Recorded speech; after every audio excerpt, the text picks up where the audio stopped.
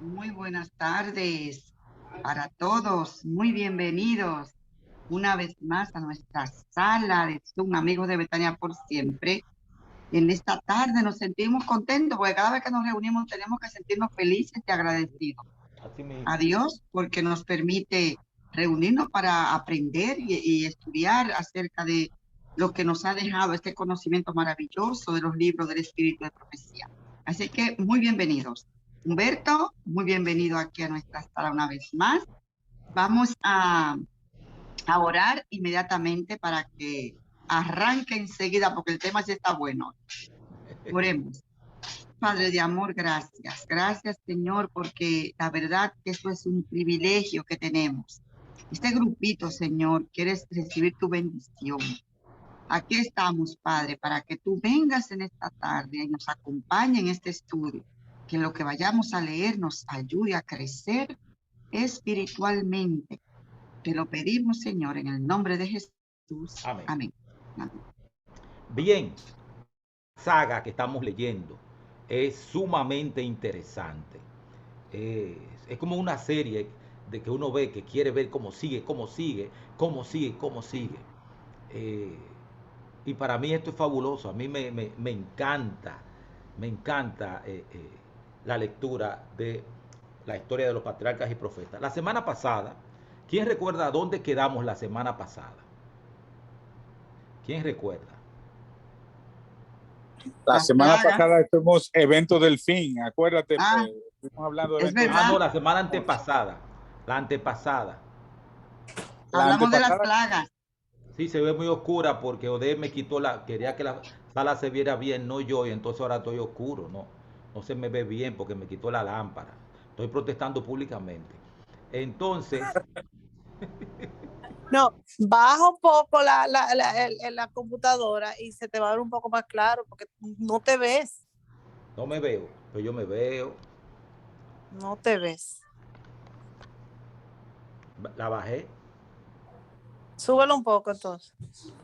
Perdonen, pero que no puedo ver así, no, Es que sufro. es así, es que la asesora tiene que estar aquí obligado. Escúchenme, que no necesitan verme. Escúchenme. Bien, la última vez que la dimos, la semana antepasada, nos quedamos en el día oscuro, la oscuridad completa que hubo. Y que que Faraón le dijo a Moisés, cuídate que no te vuelva a ver, porque la próxima vez que te vea vas a morir. Y Moisés le dijo, pues está bien, está bien. Entonces,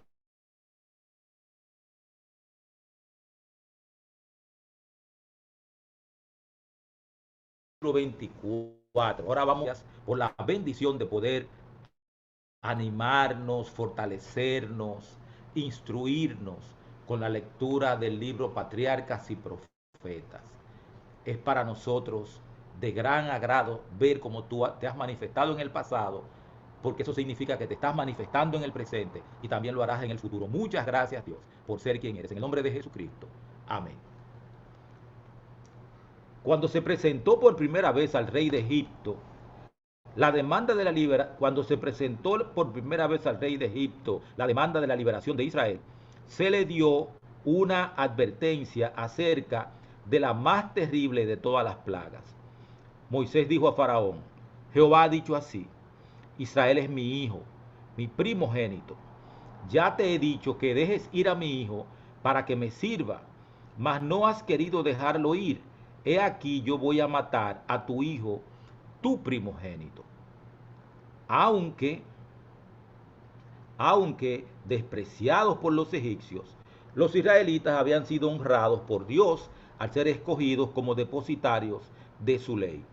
Las bendiciones y los privilegios especiales que se les dispensaron les habían dado la preeminencia entre las naciones, como la tenía el primogénito entre los demás hermanos. El primer juicio acerca del cual se advirtió a Egipto había de ser el último en llegar. Dios es paciente y muy misericordioso. Cuida tiernamente a todos los seres creados a su imagen. Si la pérdida de sus cosechas, sus rebaños y manadas hubiera llevado a Egipto al arrepentimiento, los niños no habrían sido heridos, pero la nación había resistido tercamente al mandamiento divino y el golpe final estaba a punto de caer. So pena de muerte, se había prohibido a Moisés que volviera a la presencia de Faraón, pero había que entregar al monarca rebelde un último mensaje de parte de Dios, y nuevamente Moisés volvió ante aquel con el terrible anuncio. Jehová ha dicho así: a la medianoche yo saldré por medio de Egipto, y morirá todo primogénito en tierra de Egipto, desde el primogénito de Faraón, que se sienta en su trono, hasta el primogénito de la sierva, que está tras la muela, y todo primogénito de las bestias. Y habrá gran clamor por toda la tierra de Egipto, cual nunca fue ni jamás será, más entre los hijos de Israel, desde el hombre hasta la bestia, ni un perro moverá su lengua, para que sepáis que hará diferencia Jehová entre los egipcios y los israelitas. Y descenderán a mí todos estos tus siervos, e inclinados delante de mí dirán: sal tú y todo el pueblo que está bajo ti, y después de esto yo saldré. Éxodo capítulos 11 y 12. Antes de ejecutar esta sentencia, el Señor, por medio de Moisés, instruyó a los hijos de Israel acerca de su salida de Egipto, sobre todo para preservarlos de la plaga inminente. Cada familia, sola o reunida con otra, había de matar un cordero o un cabrito sin defecto, y con un hisopo había de tomar de la sangre y ponerla en los dos postes y en el dintel de las casas en que lo han de comer, para que el ángel destructor que pasaría a medianoche no entrase a aquella morada. Habían de comer la carne asada con hierbas amargas y pan sin levadura de noche, y como Moisés dijo: ceñidos vuestros lomos, vuestros zapatos en vuestros pies y vuestro bordón en vuestra mano, y lo comeréis apresuradamente. Es la Pascua de Jehová. El Señor declaró: yo pasaré aquella noche por la tierra de Egipto, y heriré a todo primogénito en la tierra de Egipto, así en los hombres como en las bestias, y haré juicio en todos los dioses de Egipto, y la sangre os será por señal en las casas donde vosotros estéis, y veré la sangre, y pasaré de vosotros, y no habrá en vosotros plaga de mortandad, cuando heriré la tierra de Egipto. Para conmemorar esta gran liberación, el pueblo de Israel había de celebrar una fiesta anual a través de las generaciones futuras. Y este día os ha de ser en memoria, y habéis de celebrarlo como solemne a Jehová durante todas vuestras generaciones. Por estatuto perpetuo lo celebraréis. Cuando en los años venideros festejaran este acontecimiento, habían de repetir a sus hijos la historia de su gran liberación, o como les dijo Moisés: vosotros responderéis: es la víctima de la Pascua de Jehová, el cual pasó las casas de los hijos de Israel en Egipto, cuando hirió a los egipcios y libró nuestras casas. Además, tanto el primogénito de los hombres como el de las bestias había de ser del Señor, si bien podía ser redimido mediante un rescate, con el cual reconocían que, al perecer los primogénitos de Egipto, los de Israel, que fueron guardados bondadosamente, habrían sufrido la misma suerte de no haber sido por el sacrificio expiatorio. Mío es todo primogénito, declaró el Señor, desde el día en que yo maté a todos los primogénitos en la tierra de Egipto. Yo santifiqué a mí todos los primogénitos en Israel, así de hombres como de animales, míos serán. Números capítulo 3, versículo 13. Después de la institución del culto en el tabernáculo, el Señor escogió para sí la tribu de Leví para la obra del santuario en vez de los primogénitos de Israel. Dijo: me son a mí dados los levitas de entre los hijos de Israel. He los tomado para mí en lugar de los primogénitos de todos los hijos de Israel. Números capítulo 8, versículo 16. Sin embargo, todo el pueblo debía pagar en reconocimiento de la gracia de Dios un precio por el rescate del primogénito. Números capítulo 18, versículos 15 y 16. La Pascua había de ser tanto conmemorativa como simbólica. No solo recordaría la liberación de Israel, sino que también señalaría la liberación más grande que Cristo habría de realizar para libertar a su pueblo de la servidumbre del pecado. El Cordero del Sacrificio representa al Cordero de Dios, en quien reside nuestra única esperanza de salvación. Dice el apóstol en 1 Corintios capítulo 5, verso 7, nuestra Pascua, que es Cristo, fue sacrificada por nosotros. No bastaba que el Cordero Pascual fuese muerto, había que rociar con su sangre los postes de las puertas, como los méritos de la de Cristo deben aplicarse al alma. Debemos creer no solo que Él murió por el mundo, sino que murió por cada uno individualmente. Debemos apropiarnos la virtud del sacrificio expiatorio. El hisopo usado para rociar la sangre era un símbolo de la purificación. Era empleado para la limpieza del leproso y de quienes estaban inmundos por su contacto con los muertos. Se ve un significado también en la oración de el salmista: purifícame con hisopo y seré limpio, lávame y seré emblanquecido más que la nieve. Salmo 51, versículo 7. El cordero había de prepararse entero, sin quebrar ninguno de sus huesos. De igual manera, ni un solo hueso había de quebrarse del Cordero de Dios que iba a morir por nosotros. Éxodo capítulo 12, verso 46 y Juan capítulo 19, verso 36. En esta forma también se representaba la plenitud del sacrificio de Cristo. La carne debía comerse. Para alcanzar el perdón de nuestros pecados, no basta que creamos en Cristo. Por medio de su palabra debemos recibir por fe constantemente su fuerza y su alimento espiritual. Cristo dijo: si no comiereis la carne del Hijo del Hombre y bebiereis su sangre, no tendréis vida en vosotros. El que come mi carne y bebe mi sangre tiene vida eterna. Y para explicar lo que quería decir, agregó: las palabras que yo os he hablado son espíritu y son vida. Juan capítulo 6, versos 53, 54 y 63.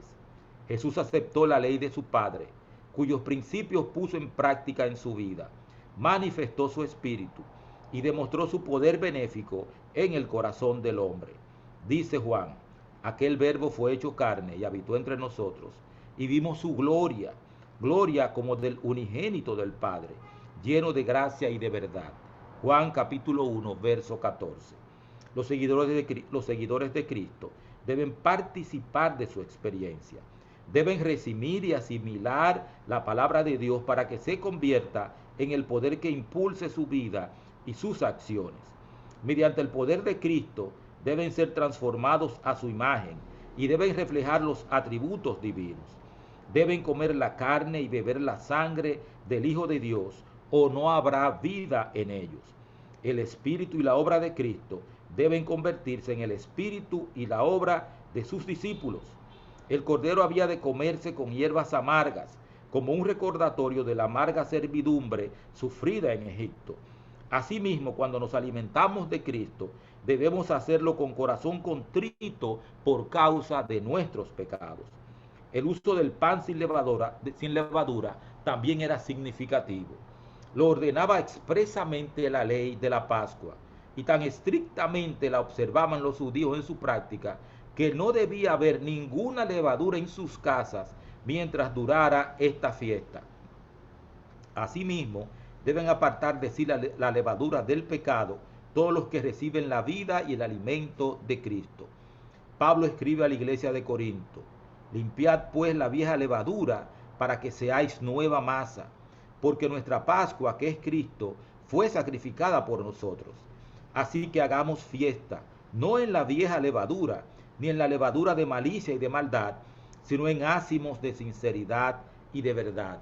Primera de Corintios capítulo 5, versos 7 y 8. Antes de obtener la libertad, los siervos debían demostrar fe en la gran liberación que estaba a punto de realizarse. Debían poner la señal de la sangre sobre sus casas y ellos y sus familias debían separarse de los egipcios y reunirse dentro de sus propias moradas. Si los israelitas hubieran menospreciado en lo más mínimo las instrucciones que se les dieron, si no hubieran separado a sus hijos de los egipcios, si hubieran dado muerte al cordero, pero no hubieran rociado los postes con la sangre, hubieran salido algunos fuera de sus casas, no habrían estado seguros. Podrían haber creído honradamente que habían hecho todo lo necesario, pero su sinceridad no los habría salvado. Los que hubiesen dejado de cumplir las instrucciones del Señor habrían perdido su primogénito por obra del destructor. Mediante su obediencia, el pueblo debía evidenciar su fe. Asimismo, todo aquel que espera ser salvo por los méritos de la sangre de Cristo, debe comprender que él mismo tiene algo que hacer para asegurar su salvación. Solo Cristo puede redimirnos de la pena de la transgresión, pero nosotros debemos volvernos del pecado a la obediencia. El hombre ha de salvarse por la fe, no por las obras. Sin embargo, su fe debe manifestarse por sus obras. Dios dio a su Hijo para que muriera en propiciación por el pecado. Ha manifestado la luz de la verdad, el camino de la vida. Ha dado facilidades, ordenanzas y privilegios. Y el hombre debe cooperar con estos agentes de la salvación. Ha de apreciar y usar la ayuda que Dios ha provisto. Debe creer y obedecer todos los requerimientos divinos. Mientras Moisés repetía a Israel lo que Dios había provisto para su liberación, el pueblo se inclinó y adoró. Éxodo capítulo 12, verso 27. La feliz esperanza de libertad, el tremendo conocimiento del juicio inminente que había de caer sobre sus opresores, los cuidados y trabajos necesarios para su pronta salida, todo lo eclipsó de momento la gratitud hacia su bondadoso libertador.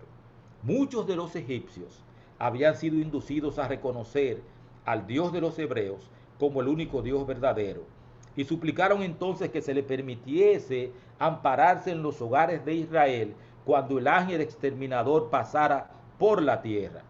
Fueron recibidos con júbilo y se comprometieron a servir de allí en adelante al Dios de Jacob y a salir de Egipto con su pueblo. Los israelitas obedecieron las instrucciones que Dios les había dado. Rápida y secretamente hicieron los preparativos para su partida. Las familias estaban reunidas y el cordero pascual muerto, la carne asada, el pan sin levadura y las hierbas amargas preparados. El padre y sacerdote de la casa roció con sangre los postes de la puerta y se unió a su familia dentro de la casa. Con premura y en silencio se comió el cordero pascual. Con reverente temor el pueblo oró y aguardó. El corazón de todo primogénito, desde el hombre más fuerte hasta el niño, tembló con indescriptible miedo. Los padres y las madres estrechaban en sus brazos a sus queridos primogénitos al pensar en el espantoso golpe que había de caer aquella noche. Pero a ningún hogar de Israel llegó el ángel exterminador. La señal de la sangre, garantía de la protección del Salvador, estaba sobre sus puertas y el exterminador no entró. A medianoche hubo un gran clamor en Egipto, porque no había casa donde no hubiese un muerto. Todos los primogénitos de la tierra, desde el primogénito de Faraón, que se sentaba sobre su trono, hasta el primogénito del cautivo que estaba en la cárcel, y todo primogénito de los animales, Éxodo capítulo 12, versos 29 al 33, habían sido heridos por el exterminador. A través del vasto reino de Egipto, el orgullo de toda casa había sido humillado. Los gritos y gemidos de los dolientes llenaban los aires. El rey y los cortesanos, con rostros pálidos y trémulos, miembros, estaban aterrados por el terror prevaleciente. Faraón recordó entonces que una vez había exclamado: ¿quién es Jehová para que yo oiga su voz y deje ir a Israel? Yo no conozco a Jehová, ni tampoco dejaré ir a Israel. Éxodo capítulo 5, versículo 2. Ahora, su orgullo, que una vez osara levantarse contra el cielo, estaba humillado hasta el polvo. Hizo llamar a Moisés y a Aarón de noche y díjoles: salid de en medio de mi pueblo vosotros y los hijos de Israel, servid a Jehová como habéis dicho. Tomad también vuestras ovejas y vuestras vacas como habéis dicho, e idos y bendecidme también a mí. También los consejeros reales y el pueblo suplicaron a los israelitas que se fueran de la tierra, porque decían: todos somos muertos. Hasta aquí el capítulo 24 de Patriarcas y Profetas. ¿Algún comentario, alguna pregunta, Dulce? Bien, lo que deseen, señores, esto está precioso, lo que quieran comentar, alguna pregunta, alguna duda referente a la Pascua, si quieren decir algo.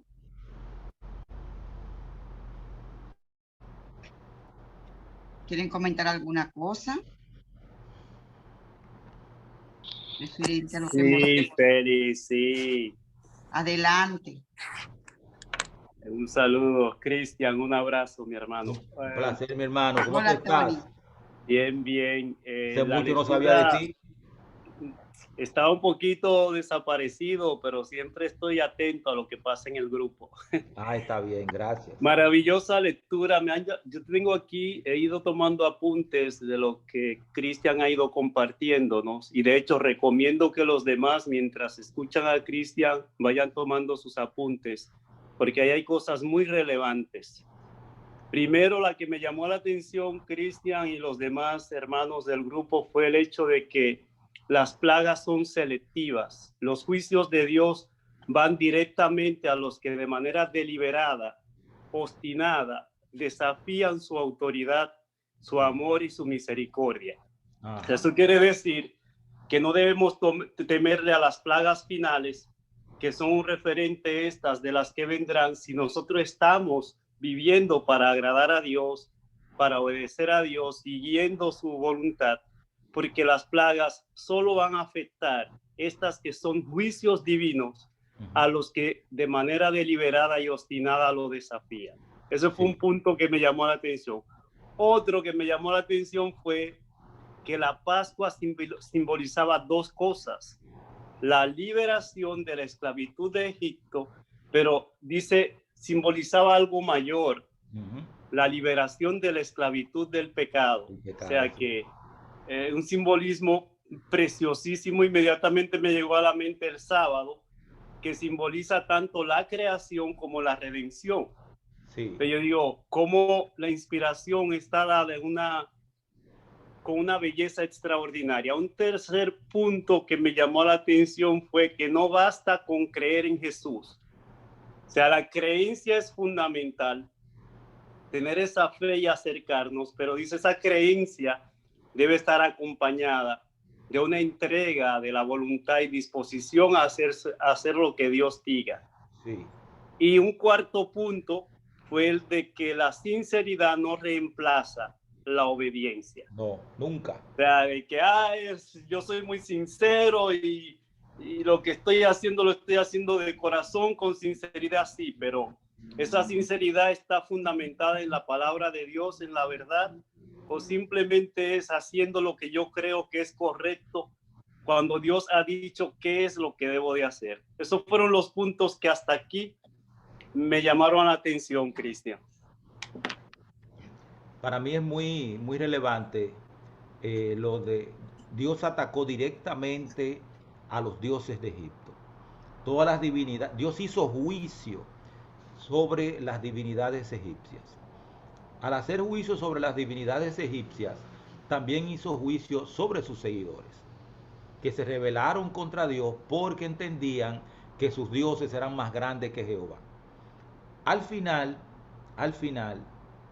se dieron cuenta de que no. Y sin embargo, aún dentro de los mismos egipcios, aquellos que vieron la mano de Dios obrando, que viera, se recuerdan que cuando la plaga de granizo que mató a las bestias, a las vacas y todo eso, hubieron muchos que guardaron sus animales, los sacaron del campo y lo metieron en sus casas y en sus cosas para protegerlos, porque ya sabían que el Dios de los israelitas no estaba jugando y que era el único Dios verdadero. Y al final, como leímos también en esta noche, algunos le pidieron, egipcios, le pidieron a los israelitas, protéjanos en sus casas, porque sabemos que es verdad que esto va a suceder y aceptamos que el único Dios verdadero es el Dios de los israelitas. Al mirar hacia el final, hacia lo que viene, hacia el futuro, que desde el punto de vista de la vista mía, yo soy miope, no está lejos, no está para nada lejos.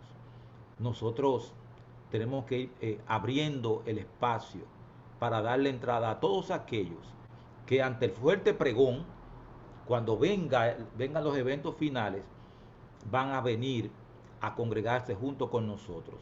No ya un templo, porque ya no tendremos templo, pero sino también hacer parte del pueblo de Dios. Aún ese momento trágico de la muerte de los primogénitos, Dios le permitió a Israel abrir sus puertas para recibir a todo aquel que quisiera entrar a sus casas para protegerse. O sea, no había algo específicamente en contra de los egipcios, lo que había era algo contra aquellos que habían endurecido su corazón y habían persistido en perjudicar al pueblo de Dios y rebelarse contra el único Dios verdadero. Amén. Gloria a Dios. Qué lindos comentarios. ¿Alguien más se anima a comentar? Esta misma semana hablaba yo con un buen amigo y hablábamos el tema de que Dios no acepta propina, Dios no acepta tips, como le llaman aquí. Ajá. Dios te dice, es sí o es no, es verde o es amarillo, y tú tienes que tomarlo como Dios te lo ponga. Cuando Dios le dijo, hagan esto, hagan aquello, y ellos hicieron lo que Dios dijo, si hubieran sido presunciosos, si hubieran decidido hacer otra cosa diferente a la que Dios dijo, el castigo de Dios hubiera caído sobre ellos.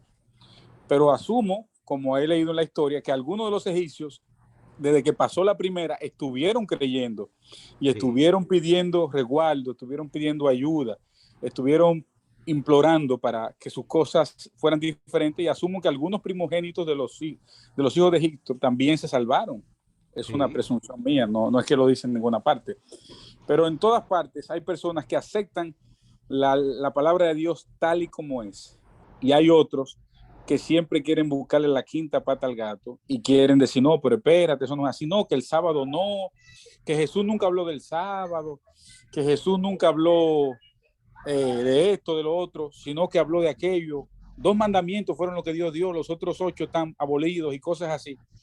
Y a esa persona yo siempre le digo, señores, no le busquemos la quinta pata al gato. Si dice que es así y que Dios no cambia y que Dios no tiene sombra de mudanza, no tenemos que decir que no es así. Es así. Dios nunca ha cambiado.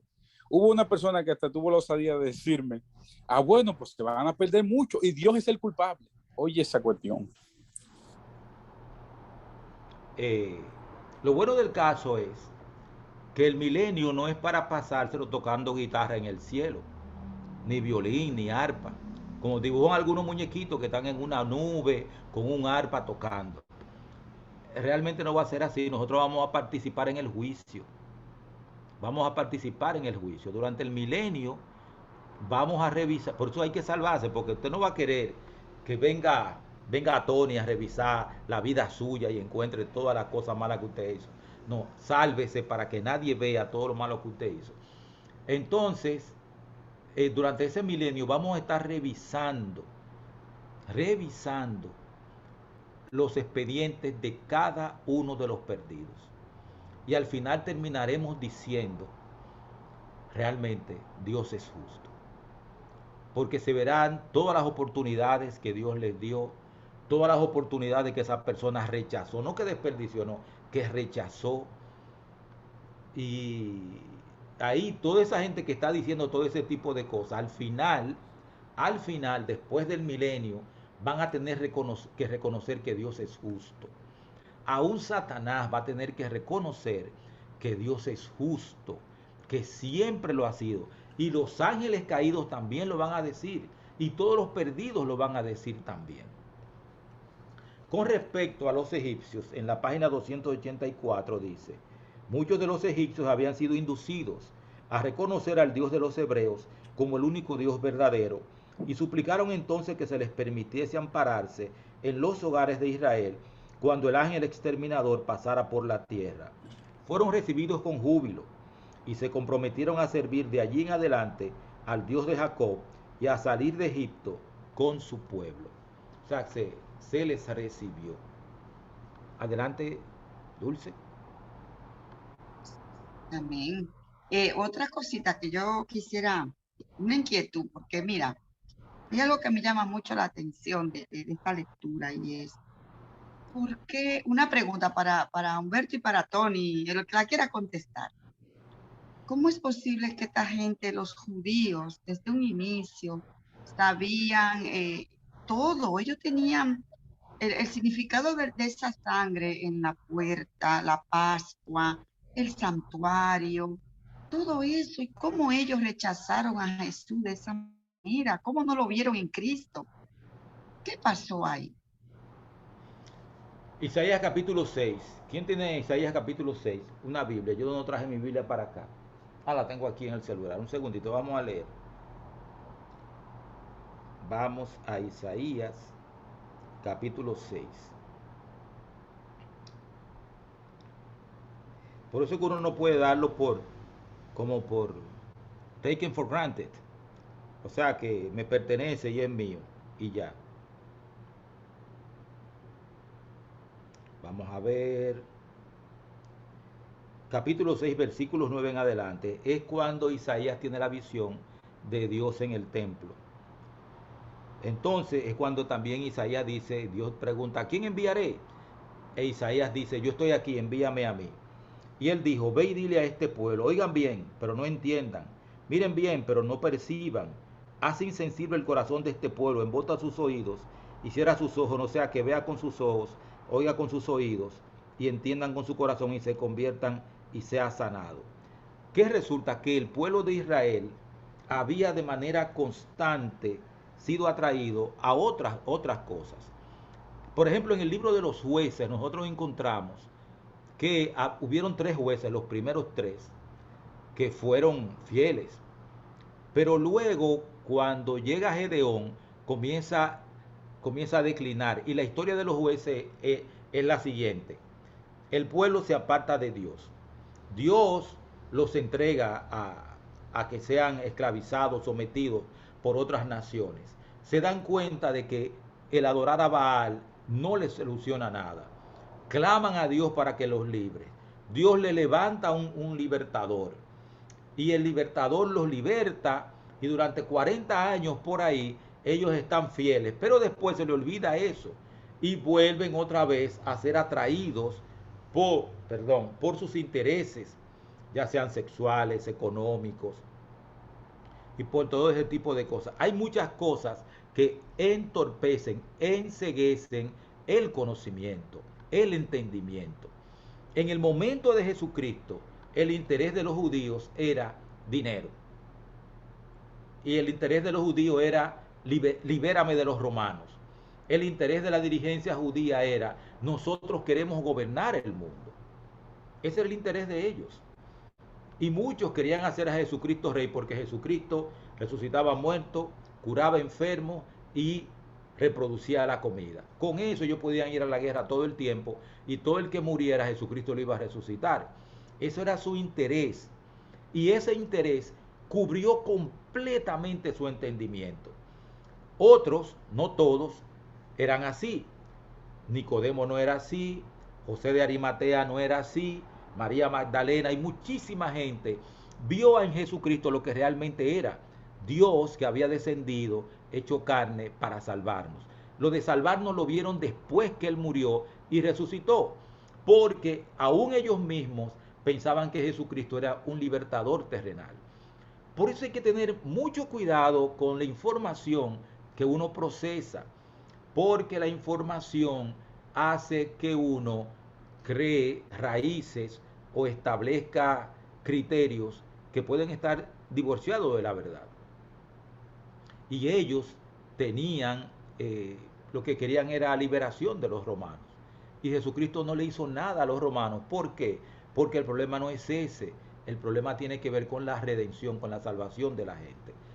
Los judíos, volviendo para atrás, hacia el tiempo del Éxodo, se habían olvidado de todo lo que era Dios. Hasta que Moisés no llega y comienza a hablarles junto con Aarón y comienzan ellos a ver las plagas y lo que Dios estaba haciendo.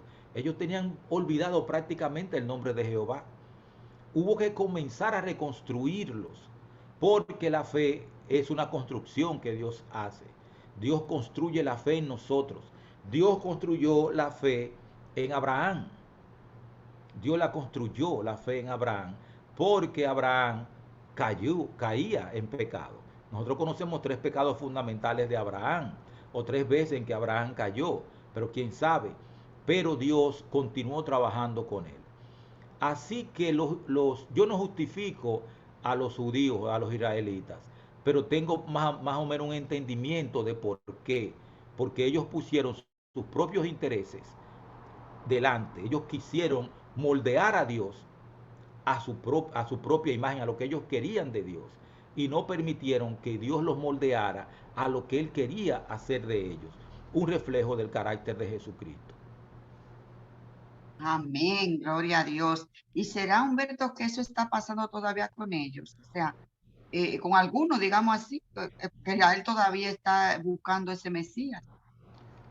En Romanos capítulo 9, Pablo escribe algo que para mí es muy extraño. Romanos 9 y 10, hablando del pueblo judío. Los judíos no van a ser salvos como nación, van a ser salvos como nosotros. Hay un solo Israel, que es el Israel espiritual.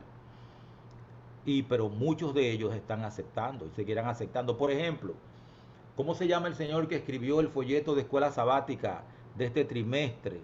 A mí me encanta él, que ha escrito varios libros. Ese señor es judío. O sea, ¿cómo? Clifford Goldstein. Ese tipo, si yo lo conozco, me hago amigo de él. Y para sentarme a hablar con él nada más. Clifford Goldstein, él es judío y es adventista del séptimo día. Y el compañero de él, perdón, Cristian, y el otro que también colabora en el folleto, Dukan, es judío también. También, exactamente, son judíos. Entonces el Señor está llamando a todo el mundo, a todo el mundo, a todo el mundo, lo está llamando. Y los judíos van a venir, o sea, quizá no vengan todos, más seguro que no, pero van a venir, va a haber representación de todas las naciones, van a estar ahí. Entonces, porque es lo que pasa con nosotros también. Hay muchísima gente que tiene un criterio diferente de Dios y de la salvación que el que tenemos nosotros. Aún dentro de la iglesia adventista hay gente que tiene criterios diferentes.